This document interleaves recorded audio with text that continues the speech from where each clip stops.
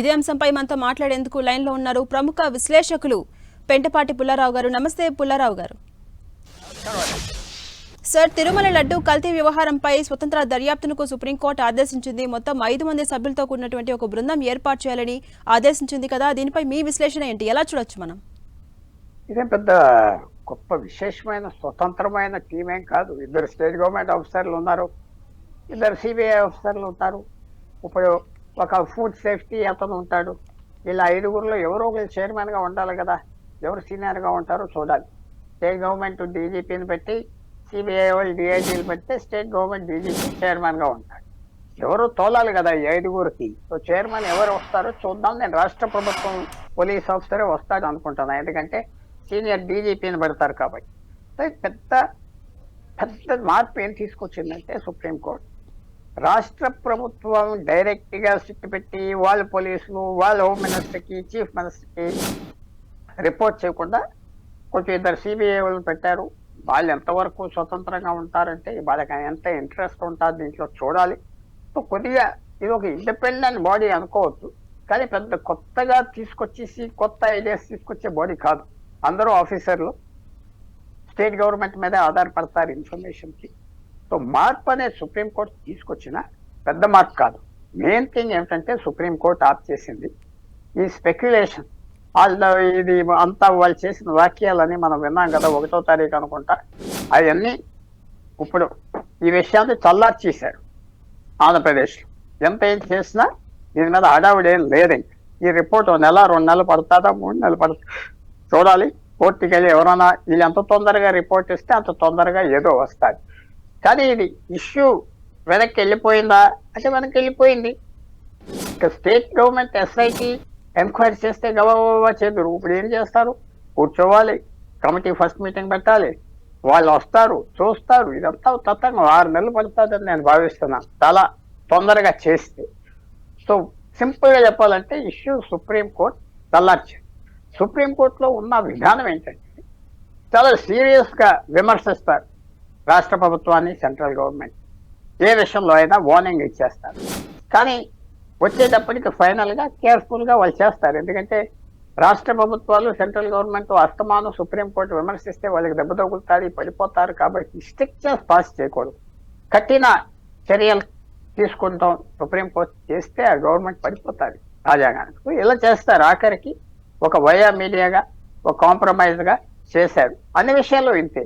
కొన్ని రోజుల క్రితం బెంగాల్ ఆ మర్డర్, మెడికల్ కాలేజ్ మర్డర్ మీద సుప్రీంకోర్టు తీసుకోగానే అంతా ఏదో అయిపోతుంది అనుకుంటే ఏదో కమిటీలు పెట్టారు, సేఫ్టీ చేయమన్నారు, అంతే చల్లార్చారు ఇష్యూని. సో ఈ ఇష్యూ ఇప్పుడు స్టేట్ గవర్నమెంట్ పర్స్యూ చేయడానికి ఏం లేదు, అలా కూర్చోవాలి, చూడాలి. పుల్లారావు గారు, మీరు ఒక్క నిమిషం లైన్లో ఉండండి.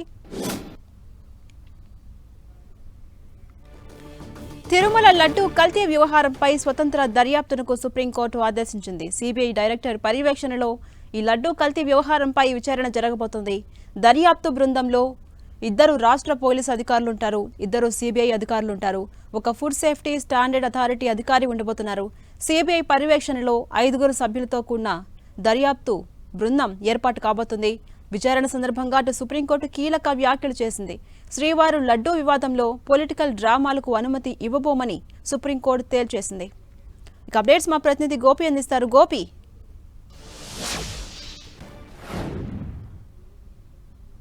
ఈ తిరుమల లడ్డు వివాదంపై విచారణ ఎవరు జరపాలి అన్న అంశానికి సంబంధించి ఒక స్పష్టత ఇచ్చింది. ఒక స్వతంత్ర దర్యాప్తు బృందాన్ని ఏర్పాటు చేయడం జరిగింది. సిబిఐ డైరెక్టర్ నేతృత్వంలో ప్రధానంగా 2 సిబిఐ అధికారులు, 2 రాష్ట్ర ప్రభుత్వ పోలీసు ఉన్నతాధికారులు, అలాగే food safety standards authority of India నుంచి ఒక ఉన్నతాధికారి, 5 సభ్యుల దర్యాప్తు బృందం లడ్డూలో ముఖ్యంగా కల్తీ నెయ్యిని వినియోగించారా లేదా అన్న అంశంపైన దర్యాప్తు చేయబోతున్నారు.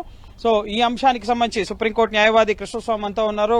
ఈ కోర్టులో ఆర్డర్ సందర్భంగా ఆయన కోర్టు హాల్లోనే ఉన్నారు. కృష్ణస్వామి గారు, ఎటువంటి ఆర్డర్ ఇవ్వడం జరిగింది ఈ రోజు జస్టిస్ బిఆర్ గవాయ్ ధర్మాసనం? ఈ రోజు కోర్టు నెంబర్ 3 నందు ఐటమ్ నెంబర్ మొదట్లోనే వచ్చిన ఈ కేసు దర్యాప్తు 10:30కే జాగింది. దీంట్లో కేంద్ర ప్రభుత్వం నుంచి సోలిసిటర్ జనరల్ అయిన తుషార్ మెహతా గారిని న్యాయస్థానం బిఆర్ గవాయ్ గారు, కె విశ్వనాథన్ గారు ఈ లడ్డు వివాదంలో నేతిలో కల్తీ జరిగిందా లేదా అన్న దాని మీద విచారణ జరపాలని మీకు ఇంట్రెస్ట్ ఉందా లేదా, ఇంట్రెస్ట్లు లేకపోతే మీరు సిబిఐ కానీ మీకు ఒక స్పెషల్ ఏజెన్సీ ద్వారా కానీ దర్యాప్తు చేసే అవకాశం ఉందా, లేకపోతే రాష్ట్ర ప్రభుత్వాన్ని సిట్ అధికారుల చేత దర్యాప్తు కొనసాగించే విధంగా మీరు ఇష్టపడుతున్నారా అంటే మాకు స్పెషల్ ఇంట్రెస్ట్ ఏం లేదు. పిటిషన్దారులు కానీ ప్రతివాదులు కానీ రాష్ట్ర ప్రభుత్వ ప్రతివాదులు కానీ వాళ్ళు కానీ మా విచారణకు ఓకే అంటే మేము విచారణకు సిద్ధంగా ఉన్నామని తన అభిప్రాయం నిలబుచ్చగా వెంటనే రాష్ట్ర ప్రభుత్వమైన టీటీడీ బోర్డు అడ్వకేట్ అయిన సిద్ధార్థ లోధరా గారిని, అదేవిధంగా రాష్ట్ర ప్రభుత్వం తరపున ముఖ్యులు రోహిత్ గారి న్యాయవాదులిద్దరిని ఏమిటి మీ ఇంట్రెస్ట్ అనగా దీనిలో ఎలాంటి పక్షపాత ధోరణిలో సిట్ అధికారులు లేరని, సిట్ కూడా ఒక 5 సభ్యులతో బృందాన్ని ఏర్పాటు చేయడం జరిగింది కదా, ఎవరెవరు ఉంటారు, ఎన్ని రోజుల్లోగా ఇన్వెస్టిగేషన్ పూర్తి చేయాలి, ఈ నివేదిక ఎవరికి అందించాలన్నది ఏమైనా స్పష్టత ఇచ్చింది కోర్టు? దీంట్లో ఎలాంటి ఇన్ని రోజుల లోపల నివేదిక సమర్పించాలని ఏమి లేదు. కానీ ఎలాంటి రాజకీయ ఒత్తిళ్లు లేకుండా మేము ఏ రాజకీయ పార్టీకి సపోర్ట్గా కాకుండా నిష్పక్ష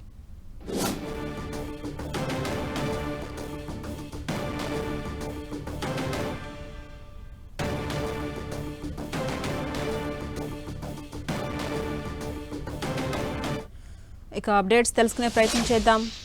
పెంటపాటి పుల్లారావు గారు మనకు అందుబాటులో ఉన్నారు. పుల్లారావు గారు, సుప్రీంకోర్టు ఆదేశాలతో సిట్ దర్యాప్తు ఆగిపోనుందా, ఎలా చూడొచ్చు? ఆగిపోయింది. ఇప్పుడు సిబిఐ డైరెక్టర్లను అపాయింట్ చేయాలి. ఇదంతా చల్లారిపోయింది, ఇష్యూ పూర్తిగా చల్లారిపోయిందని నేను చెప్తున్నాను. రాజకీయంగా ఇంట్రెస్ట్ అంతా చల్లారిపోయింది. గబగబా వెళ్ళి ఏదో రిపోర్ట్ తీసుకొచ్చేసి చేసేది ఉండదండి. ఈ రిపోర్ట్ వస్తుంది, రిపోర్ట్ సుప్రీంకోర్టుకి అప్పచెప్పాలి, వాళ్ళు ఏదో ఇస్తారు. ఇదంతా ఇంకా 6 నెలల్లో ఏమన్నా బయటకు వస్తే, లడ్డు బయటకు వస్తే మనం ఆశ్చర్యపోవచ్చు. రాదు ఇంకా. ఇది సుప్రీంకోర్టు ఎప్పుడు ఇలా చల్లారి పెట్టే వరకు చేస్తారు. ఎందుకంటే దేశంలో వేడెక్కిపోతే ఏదో అని ఏ ఇష్యూ వచ్చినా వాళ్ళు చాలా డీప్గా ఆలోచించి స్లో చేస్తారు. స్లో అయిపోయింది కదా ఇప్పుడు. అదే రాష్ట్ర ప్రభుత్వం సిట్ అయితే 1 నెలలో ఏదో రిపోర్ట్ ఇచ్చేది, అరెస్టులు ఇచ్చేది. ఇప్పుడు ఏమి ఉండవు, టైం పడుతుంది. సో చూడాలి ఎలా మారుతుందో. ఏదైనా చల్లారిపోయింది ఇష్యూ, అది మాత్రం గ్యారంటీ. ఏం చేస్తారు రాష్ట్ర ప్రభుత్వం అప్పుడు? వాళ్ళు ఎవరిని అరెస్ట్ చేయలేరు, ఎవరిని రమ్మనలేరు, ఎవరి మీద కేసు పెట్టలేరు. సుప్రీంకోర్టు అంత తీవ్రంగా విమర్శించింది. సో ఇది మనం చెప్పాలంటే ఒక సెట్ బ్యాక్. అక్కడ ఉన్న సిస్టమ్కి పొరపాటు జరిగింది, కొంచెం తొందరపడ్డారు, అది మాత్రం అందరికి తెలుస్తుంది. కానీ ఇంకా ఇష్యూ పోలేదు. ఇప్పుడు సిట్ అనేది ఎంక్వైరీ చేసి కల్తీని వాడారు, కల్తీ లడ్డూలు వచ్చినాయి, ఫ్రాడ్ జరిగింది అన్ని చూపెడితే అది వేరే విషయంగా మనకి అవుతుంది, వేరే విషయంగా అవుతుంది. అది వెయిట్ చేయాలి. ఆ వెయిట్ పీరియడ్లో మనకి సుప్రీంకోర్టు ఏమన్నదో మనకు తెలుస్తుంది. ఇంకా టైం ఉన్నది. 2 నెలల, 3 నెలల, 4 నెలల, 6 నెలల, ఇది ఎంత టైం పడుతుందో చెప్పండి. ఇంకా సిబిఐ నోటిఫికేషన్ ఇవ్వలేదు కదా. వాళ్ళు ఈ ఫైల్ తీసుకోవాలి, అనౌన్స్ చేయాలి. వాళ్ళ తరఫున ఎవరు ఆఫీసర్లు, రాష్ట్ర ప్రభుత్వం నుంచి ఎవరు ఆఫీసర్లు ఉంటారు, ఇదంతా టైం పడుతుంది. 15 రోజులు, నెలల్లో పడుతుంది పేర్లు వచ్చేది. అలాగే పుల్లారావు గారు, ఇటు రాష్ట్ర ప్రభుత్వం నుంచి ఇద్దరు అంటున్నారు, ఫుడ్ సేఫ్టీ స్టాండర్డ్ నుంచి ఒకరు అంటున్నారు, అలాగే అటు కేంద్ర ప్రభుత్వం నుంచి ఇద్దరు అంటున్నారు కదా. సో రాష్ట్ర ప్రభుత్వం నుంచి నియమిస్తే ఎవరిని నియమించే అవకాశాలు ఉన్నాయి? డీజీపీని చేస్తారు, సీనియర్ ఆఫీసర్ని చేస్తారు. ఇప్పుడు సిబిఐతో మాట్లాడతారు, సిబిఐ డైరెక్టర్ చెప్తాడు. ఇప్పుడు సిబిఐ నామినేట్ చేసే అతను డీజీపీ కంటే సీనియర్ దొరకకపోతే రాష్ట్ర ప్రభుత్వాన్ని కొంచెం జూనియర్ ఆఫీసర్ని పెట్టమంటారు. సో సిబిఐ డైరెక్టర్ మాట్లాడతాడు డీజీపీతో, రాష్ట్ర ప్రభుత్వంతో.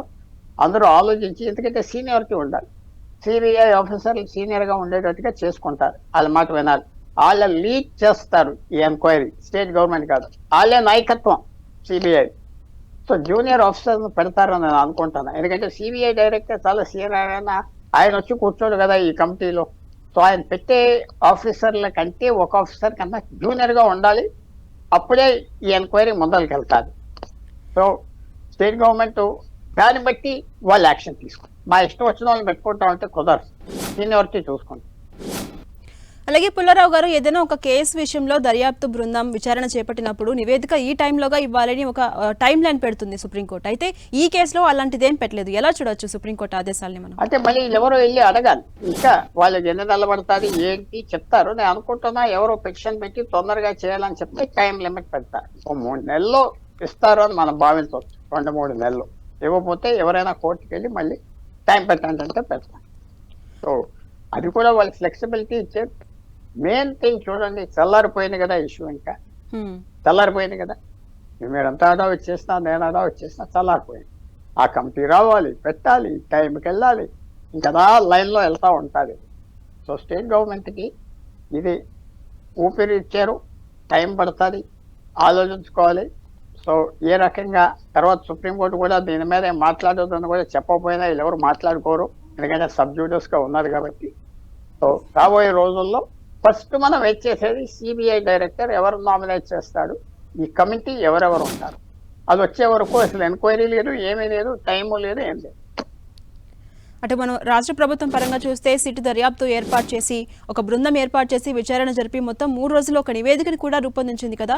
సో ఈ వ్యవహారం సుప్రీంకోర్టుకి వెళ్ళేటప్పటికీ కొంత చల్లారింది అని అంటున్నారు. ఈ లడ్డూ కల్తీ వ్యవహారంపై ప్రభుత్వం ఎలా ముందుకెళ్లే అవకాశం ఉంది? ఇంకా ఆగాలి, ఇన్ఫర్మేషన్ కలెక్ట్ చేయాలి, వాళ్ళు వచ్చి చూడాలి, చెయ్యాలి, ఇదంతా ఆలోచించుకుంటారు. ఇవాళ సాయంకాలానికి ఏమంటారో స్టేట్ గవర్నమెంట్ నుంచి ఒక రెస్పాన్స్ వస్తుంది కదా, జవాబు వస్తుంది కదా. వాళ్ళ ముందర వెళ్ళిపోయి ఇప్పుడు ఈ విషయం మీద ఎవరిని అరెస్ట్ చేయడానికి లేదు, ఎవరిని క్వశ్చన్కి పిలవటానికి లేదు, అది మాత్రం ఆగిపోయింది, గ్యారంటీగా ఆగిపోయింది. ఈ కమిటీ రిపోర్ట్ వచ్చే వరకు ఎవరించి కొత్త ఏమన్నా దొరికినాయా, కొత్త క్రైమ్స్ ఏమన్నా పట్టారా, కొత్త క్రైమ్స్ రిజిస్టర్ చేశారా, అది వేరు. ఈ లడ్డూకి సంబంధించిన దాని మీద ప్రస్తుతం హాల్ట్ అంతే. అటు సుప్రీంకోర్టు మనం చూస్తే కనుక ఈ కేసు లడ్డూ కల్తీ వ్యవహారానికి సంబంధించి స్టార్టింగ్ అప్పటి నుంచి కూడా కొన్ని హాట్ కామెంట్స్ చేస్తూనే ఉంది. లడ్డూ వ్యవహారం అనేది భక్తుల మనోభావాలకి సంబంధించింది, అలా బయట పెట్టకూడదని ఒక కామెంట్ అయితే, రాజకీయ స్టంట్స్కి ఇంకా తావివ్వవు అని ఒక హాట్ కామెంట్ కూడా చేసింది కదా. సో ఈ కామెంట్స్ని మనం ఎలా చూడొచ్చు? చాలా నెక్స్ట్ సెట్ బ్యాక్, రాష్ట్ర ప్రభుత్వానికి పెద్ద సెట్ బ్యాక్. దానివల్లే వాళ్ళు మాట్లాడలేకపోతున్నారు, చెప్పలేకపోతున్నారు. ఇది ఇంకా ఎందుకంటే 7 ఇష్టం వచ్చినట్టు మాట్లాడారు. ముఖ్యమంత్రి గారు మాట్లాడారు, డిప్యూటీ ముఖ్యమంత్రి గారు మాట్లాడారు, వాళ్ళ రాజకీయ పార్టీలు మాట్లాడారు, టీటీడీ వాళ్ళు మాట్లాడారు, ప్రెస్లో మాట్లాడారు. ఎవరేం మాట్లాడుతున్నారో తెలియకుండా అదో రకంగా బీజేపీ వాళ్ళు మాట్లాడారు. సో ఇదంతా ఒక కన్ఫ్యూజన్ వచ్చేసి ఎవరేం మాట్లాడుతున్నారు. అదే సుప్రీంకోర్టు కూడా అన్నారు కదా, ఇది రాజకీయంగా చేశారు, ఆగండి అన్న, ఫినిష్. ఎప్పుడైతే ఆ నిర్ణయం వచ్చిందో రాష్ట్ర ప్రభుత్వానికి ఈ ఇష్యూ చేతిలో జారిపోదాను, ఈ ఇష్యూ ఇంకా చల్లబడింది. అలాగే పుల్లారావు గారు, ఇప్పుడు ఏర్పడినటువంటి ఈ బృందం ప్రధానంగా ఏ అంశాలపై ఫోకస్ చేసే అవకాశం ఉంది? అంటే లడ్డూ వ్యవహారం మాత్రమేనా, ఇతర అంశాలపై ఏమైనా ఫోకస్ చేసే ఛాన్సెస్ ఉన్నాయా? లడ్డూను కూడా టెస్ట్ చేస్తారు, నెయ్యిని టెస్ట్ చేస్తారు. ఆ వచ్చిన రిపోర్ట్ ఎంత కరెక్ట్ కాదో చూస్తారు. శాంపిల్స్ ఏం పంపించారు, ప్యూర్గా నెయ్యి లడ్డూలు కల్తీలు ఉన్నాయా లేవా అంతవరకు ప్యూర్గా, దానికంటే ఎక్కువ వెళ్ళరు, లిమిటెడ్గా వెళ్తారు. ఏ శాంపుల్ తీయాలి, జూలై శాంపుల్ ఎందుకు తీశారు, ఎన్ని ప్రశ్నలు వస్తాయి, పాత శాంపుల్ ఈ స్టాక్ ఎప్పుడు కొన్నారు, ఇవన్నీ చూస్తారు. సో మనం ఇది సింపుల్గా లిమిటెడ్ ఎంక్వైరీ, మిగతా విషయాల మీద టికెట్లు అమ్ముకోవటం మీద, లేకపోతే ఆ పప్పులు కొనుక్కొని డబ్బులు దొబ్బేసారు, ఎక్కువ ప్రైస్లు హుండీలు దోసేసారు, ఇవన్నీ కాదు. ఇప్పుడంగా ఇది నెయ్యి లడ్డు తయారు చేయటం అంతే, ఆ టెస్టింగ్ అంతే. ఈ 4-5 అంశాల మీద చేస్తారు లిమిటెడ్ రిపోర్ట్. కానీ ఇది మరి ఏమొస్తుందో బయటికి మనం చెప్పలేం కదా. ఇంకా కుళ్ళు ఉన్నదా, ఇంకా రోగ్స్ ఉన్నారా అక్కడ, అవన్నీ బయటకు. అలాగే రాజకీయ డ్రామాలకు కోర్టులను వేదిక చేయదలుచుకోలేదని ధర్మాసనం తీవ్ర స్థాయిలో వ్యాఖ్యానించింది కదా. సో దీన్ని మనం ఎలా చూడొచ్చు? చాలా సీరియస్గా చూడవచ్చు, చాలా సీరియస్ సెట్ బ్యాక్. రాష్ట్ర ప్రభుత్వాన్ని ఖండించినట్లు లెక్క. వాళ్ళు ఏమనుకున్నా, ఏం చెప్పినా, ఏం మాట్లాడినా రాష్ట్ర ప్రభుత్వాన్ని ఖండించారు. ఇది రాష్ట్ర ప్రభుత్వాన్ని అనవసరంగా చేస్తున్నావు, ఇది అలర్ట్ చేస్తున్నావు, ఏం చేతిలో లేకుండా, నీకు రిపోర్ట్ లేకుండా కల్తీ అని ఎలాగన్నా ఉన్నారు. నేనంటలేదు ఈ మాటలు, సుప్రీంకోర్టు అన్న మాటలు. వచ్చిన విషయం ఏంటంటే రాష్ట్ర ప్రభుత్వం ఎప్పుడు అర్థం చేసుకోవాలి, కోర్టుకి వెళ్ళలేకుండా చూసుకోవాలి, ఆ టైం ఇవ్వాలి. కోర్టుకి విషయం వెళ్ళగానే మనకి ఏదో లాయర్లు ఉన్నారు, పెద్ద లాయర్లు పెడతాం, సాధిస్తారు అని అనుకోవటం చాలా పొరపాటు చేశారు. ఇష్యూ కోర్టుకి వెళ్తాది, ఎవరో తీసుకెళ్తారు, మనం జాగ్రత్తగా ఉండాలి. ఆ లైన్లో లేరు, అందుకని అల్లరైపోయారు. బాగా అల్లరైపోయారు కదా. ఇది పెద్ద సెట్ బ్యాక్ ఈ రాష్ట్ర ప్రభుత్వానికి. అంటే ఇంకోళ్ళు ఎవరన్నా లాభించారా, లాభించలేదు, అది వాళ్ళకి సెట్ బ్యాక్. వాళ్ళ సిస్టమ్ పనిచేయట్లేదు, వాళ్ళ నిర్ణయాలు తీసుకున్న సిస్టమ్ పనిచేయట్లేదు, వాళ్ళ అడ్మినిస్ట్రేషన్ కూడా లోపం వచ్చింది. ఎందుకు ఇలా చేశారు, ఎందుకు అల్లరి చేశారు, ఎందుకు రిపోర్ట్ లేకముందా? ఎవరో సలహా ఇవ్వలేకపోయారా ముఖ్యమంత్రి గారికి? మీరు ఎక్కువ మాట్లాడు, కూర్చోండి, ఇంకా రిపోర్ట్ రాలేదని చెప్పేవాడు ఎవరు లేరా? చీఫ్ సెక్రటరీ ఎవరు లేరా? అది కనపడి, అది ఆ లోపం కనపడి. తప్పకుండా అడ్మినిస్ట్రేషన్ ఫెయిలియర్ ఇది. నేనంటాం కాదు, సుప్రీంకోర్టు ఎన్నో విధాలుగా చెప్పిన మాటలు, చాలా స్ట్రాంగ్ గా చెప్పిన మాటలు, చాలా సింపుల్ గా చెప్తున్నాను. అంటే మనం చూస్తే మొత్తం 5 మంది సభ్యులతో కూడినటువంటి బృందం ఏర్పాటు కావడానికి అందులో ఉన్న అధికారులు ఫామ్ అవ్వాల్సి ఉంటుంది. ఎలా ముందుకెళ్ళాలి, ఏ అంశాలపై ఫోకస్ చేయాలి, విచారణ ఎలా చేయాలని దానిపై ఒక మీటింగ్ కూడా ఏర్పాటు చేసుకోవాల్సి ఉంటుంది. ఓవరాల్గా చూస్తే ఒక గ్రూప్ పూర్తి స్థాయిలో విచారణ స్టార్ట్ చేయడానికి మీరు అన్నట్టు ఎంత కాలం పట్టే ఛాన్స్ ఉంటుంది? దగ్గరలో మినిమం 3 నెలల నుంచి 4 నెలలు 5 నెలలు పడతాయి మినిమం. అంటే ఈ సంవత్సరం రాష్ట్ర ప్రభుత్వానికి ఈ డిసెంబర్, జనవరి, ఫిబ్రవరిలో ఎప్పుడో వస్తుంది రిపోర్ట్ నేను భావిస్తాను. ఇష్యూ అంత తొందర ఇంకా కమిటీ ఫామ్ చేయలేదు. కమిటీ ఫామ్ చేయాలి, వాళ్ళు కూర్చోవాలి, మనం ఏం డిస్కస్ చేయాలి, ఇష్యూస్ ఏంటో వాళ్ళు ఇష్యూస్ సెలెక్ట్ చేసుకోవాలి, అవన్నీ చేసుకోవాలి. ఎందుకంటే సుప్రీంకోర్టుకి సబ్మిట్ చేయాలి రిపోర్ట్, సెంట్రల్ గవర్నమెంట్కి సబ్మిట్ చేయాలి. అది వచ్చిన ప్రాబ్లం. కానీ రాష్ట్ర ప్రభుత్వానికి వ్యతిరేకంగా ఏం వెళ్ళదు, ఎందుకంటే రాష్ట్ర ప్రభుత్వ ఆఫీసర్లు ఉన్నారు, సెంట్రల్ గవర్నమెంట్ ఆఫీసర్లు ఉన్నారు. కానీ కొంచెం ఇబ్బంది, ఆ స్పీడ్గా వెళ్ళిపోవటం అవన్నీ జరగవు, స్లోగా చేస్తారు. వాళ్ళు ఆబ్జెక్ట్ చేసే వాళ్ళు కూడా ఆబ్జెక్ట్ చేయరు, కమిటీకి వచ్చి వాళ్ళు ఇన్ఫర్మేషన్ ఇవ్వచ్చు, వాళ్ళని మనల్ని పిలవమని అడగొచ్చు. ఎవరైతే వ్యతిరేకిస్తున్నారో ఈ ప్రభుత్వాన్ని వాళ్ళు కూడా పిలవమని అడగొచ్చు, వాళ్ళని కూడా ఎగ్జామిన్ చేయాలి, తప్పదు. అలాగే సుప్రీంకోర్టు ఒక ముఖ్యమైన కామెంట్ కూడా చేసింది. ఇప్పటి వరకు మనం చూసాం లడ్డూ కల్తీ వ్యవహారానికి సంబంధించి అనేక మంది కామెంట్స్ చేస్తూ వస్తున్నారు మీడియా వేదిక. ఇక్కడ నుంచి ఎలాంటి వ్యాఖ్యలు చేయొద్దని ఒక ఘాటు వ్యాఖ్య చేసింది. దీన్ని ఎలా చూడొచ్చు మనం? అది చాలా వార్నింగ్ ఇచ్చారు స్టేట్ గవర్నమెంట్. అందుకునే ఎవరు మాట్లాడట్లేదు కదా. ఎవరు మాట్లాడుతున్నారా? ఎంతమంది మాట్లాడేవారు దీని మీద? 7 గ్రూప్స్, 7 పెద్దవాళ్ళు మాట్లాడేవారు, పార్టీలు మాట్లాడేవారు. ఎవరు మాట్లాడట్లేదు కదా. ఆ టీటీడీ అసలు నోరెప్పట్లేదు కదా. ఎవరు మాట్లాడుతున్నారు ఇప్పుడు దీని మీద? సుప్రీంకోర్టు క్లియర్ గా చెప్పింది, మీరు ఇష్టం వచ్చినట్టుగా మాట్లాడారు. అసలైంది ఏంటంటే ఆలోచన, ఈ గుడి ఈ ట్రబుల్ వచ్చింది కాబట్టి స్టేట్ గవర్నమెంట్ ఏం చేయాలి? ఈ గుడిని గవర్నమెంట్ చేతిలో నుంచి తీసేయాలి. అది అసలు సొల్యూషన్, అన్ని పార్టీలకి మంచి సొల్యూషన్. లేకపోతే ఈ గొడవ ఈ లడ్డూల గురించి కాదు, ఈ డబ్బు పేట్రనేజ్ గురించే కదా.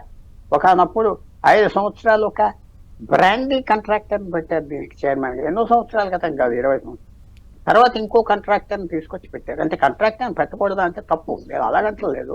ఆయనకి సంబంధం లేదు కదా, వ్యాపారంగా చూసుకునే వాళ్ళని పెట్టారు. ఒక పెద్ద అడ్మినిస్ట్రేటర్ని పెట్టలేదు కదా, ఒక పెద్ద కవిని పెట్టలేదు కదా, ఒక పెద్ద భక్తుడిని పెట్టలేదు కదా. సో ఇదంతా వదిలేస్తే ఈ ట్రబుల్ ఉండదు, ఇంకా మళ్ళీ ఛాన్స్ రాదు. చంద్రబాబు నాయుడు గారికి, పవన్ కళ్యాణ్కి ఈ గుడిని మేము సమస్యకి ఇస్తున్నాం, గవర్నమెంట్ చేతిలో నుంచి తీసేస్తామంటే హిస్టారిక్ గా, చరిత్రపూర్వకంగా వాళ్ళు జ్ఞాపకం వస్తారు.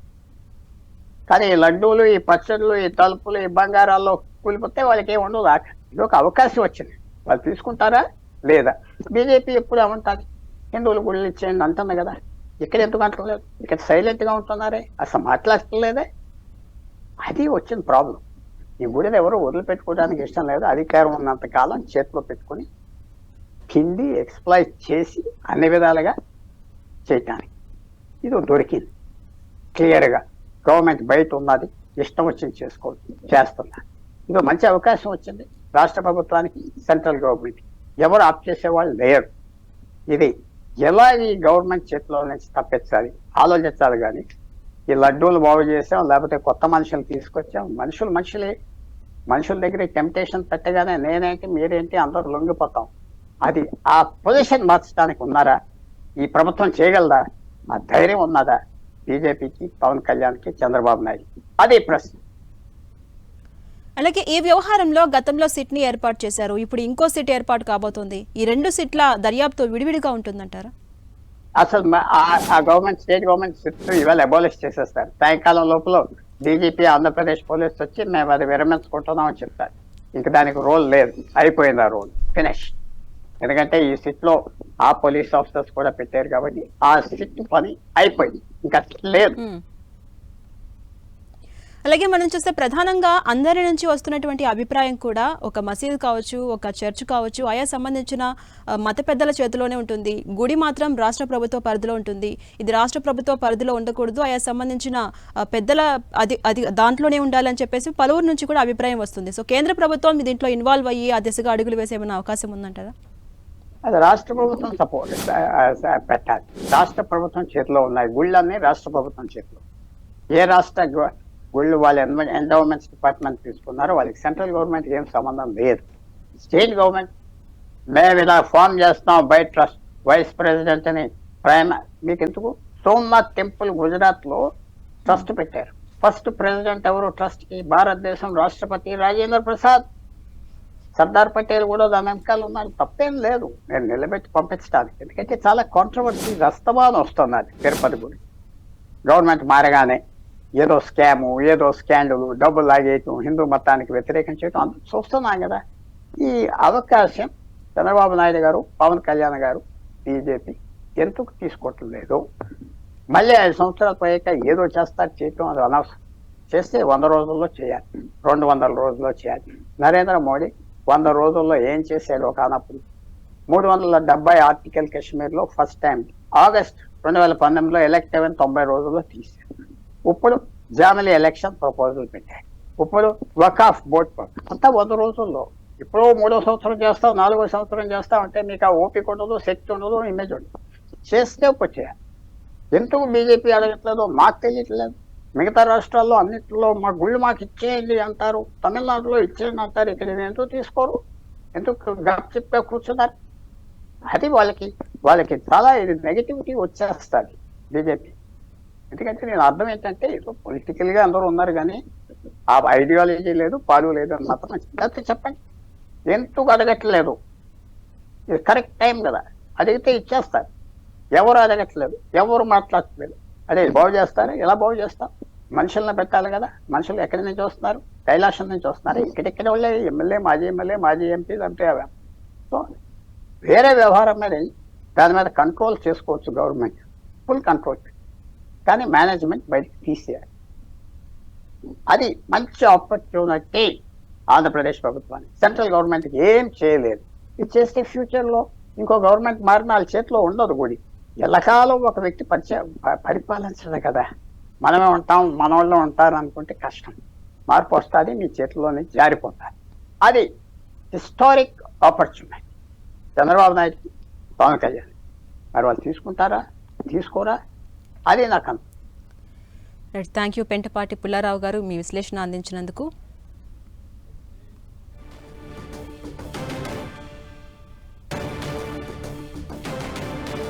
తిరుమల లడ్డూ కల్తీ వ్యవహారంపై స్వతంత్ర దర్యాప్తునకు సుప్రీంకోర్టు ఆదేశించింది. సిబిఐ డైరెక్టర్ పర్యవేక్షణలో లడ్డూ కల్తీ వ్యవహారంపై విచారణ జరగనుంది. దర్యాప్తు బృందంలో 2 రాష్ట్ర పోలీసు అధికారులు, 2 సిబిఐ అధికారులు, ఒక ఫుడ్ సేఫ్టీ స్టాండర్డ్ అథారిటీ అధికారి ఉండబోతున్నారు. సిబిఐ పర్యవేక్షణలో 5 సభ్యులతో దర్యాప్తు జరగబోతోంది. ఈ విచారణ సందర్భంగా సుప్రీంకోర్టు కీలక వ్యాఖ్యలు చేసింది. శ్రీవారి లడ్డూ వివాదంలో పొలిటికల్ డ్రామాలకు అనుమతి ఇవ్వమని సుప్రీంకోర్టు తేల్చి చెప్పింది. కేంద్రం తరపున వాదనలు సొలిసిటరీ జనరల్ తుషార్ మెహతా వినిపించారు. టీటీడీ తరపున సిద్ధార్థ లూత్రా, ఏపీ ప్రభుత్వం తరపున ముకుల్ రోహత్గి తమ వాదనలు వినిపించారు. వైవి సుబ్బారెడ్డి తరపున కపిల్ సిబల్ వాదనలు వినిపించారు. లడ్డూ తయారీలో పంది కొవ్వు వినియోగించారని రోహత్గి వాదనలు వినిపించారు. సిట్ దర్యాప్తులో నిజాలు బయటకొస్తాయని తెలిపారు. అయితే పంది కొవ్వు వినియోగించారని చెప్పేందుకు ఎలాంటి ఆధారాలు లేవని కపిల్ సిబల్ వాదనలు వినిపించారు. లడ్డూ వివాదంపై స్వతంత్ర దర్యాప్తు కావాలని కోరారు సుబ్బారెడ్డి తరపు న్యాయవాది కపిల్ సిబల్. అయితే కేంద్ర ఉన్నతాధికారి నేతృత్వంలో సిట్ దర్యాప్తునకు అభ్యంతరం లేదని రాష్ట్ర ప్రభుత్వం కోర్టుకు తెలిపింది. దీంతో లడ్డూ కల్తీ వ్యవహారంపై స్వతంత్ర దర్యాప్తునకు సుప్రీంకోర్టు ఆదేశించింది.